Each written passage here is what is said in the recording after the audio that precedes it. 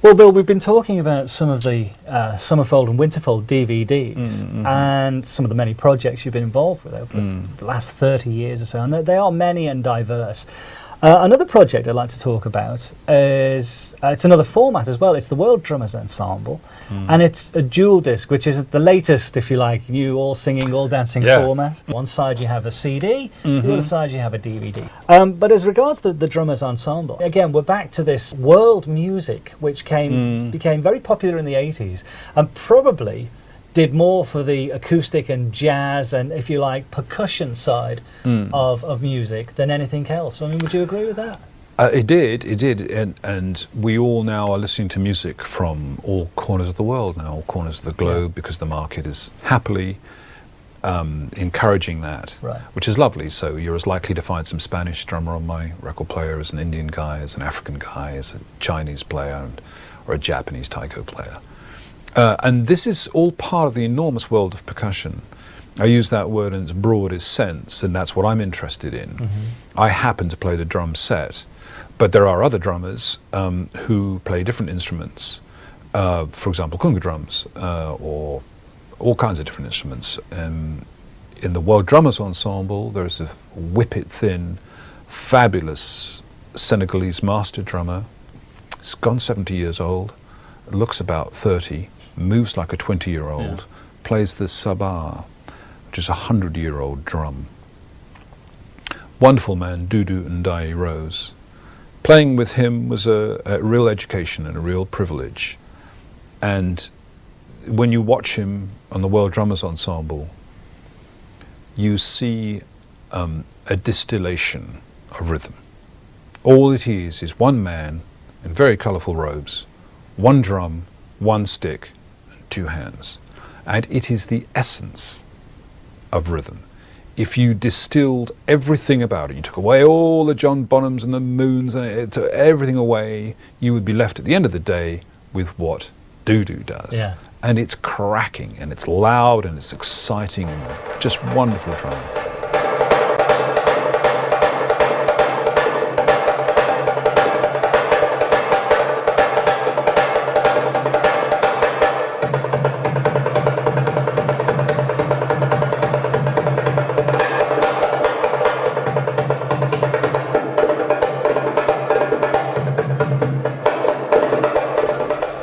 Being with him was a real lesson. And as I say, he's a Senegalese master drummer. There is also in the group Chad Wackerman, very good kit drummer from Frank Zappa. You might know the name.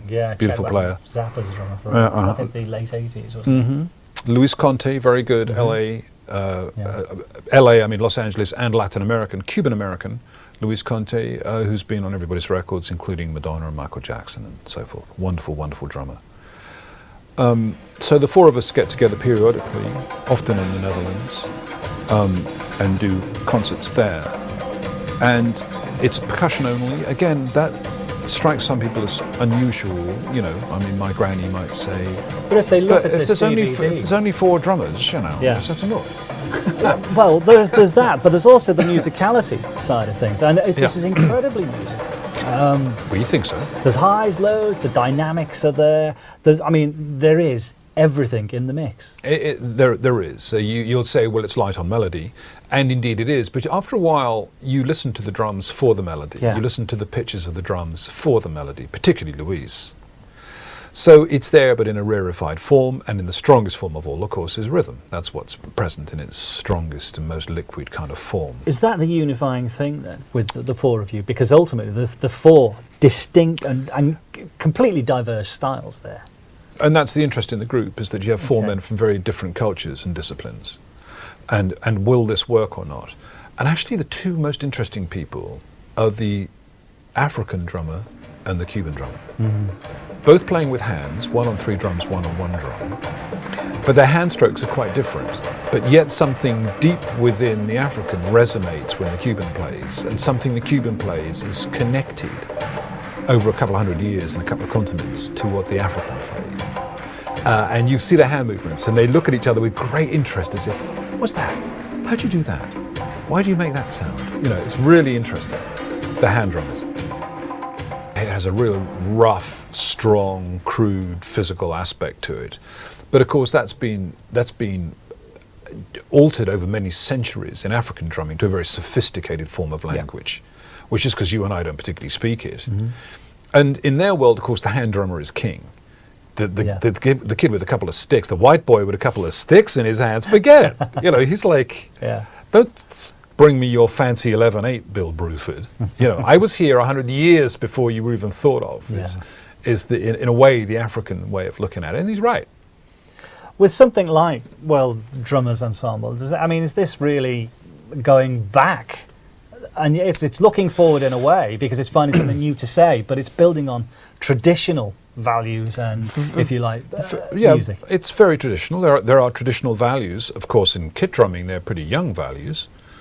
In the sabar playing of Dudu, the African musician, it's very old values. And you're looking for a common ground, and that's the pleasure in the concert. Is you're not quite sure whether you're going to find it or not, and where do we all agree things are? Where is the pulse of the collective for? But from a slightly broader point of view, it's all about percussion in this very big world of percussion of which I'm a part. So we started this conversation partly talking about what it is that I wanted to do with music, or tried to do, and in part it is to contribute to percussion in the broader sense. You know, if I found a drum kit in 1968, I'd like to leave it in 2008 with slightly changed. Not much. I'm not asking for a lot. Maybe that much. You know, but if I changed it at all, then that would have been a job well done. That's what I consider my job to be.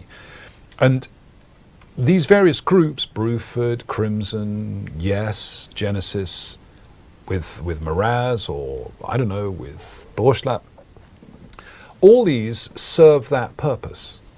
The group is only of any interest to me so long as I can do something interesting in it.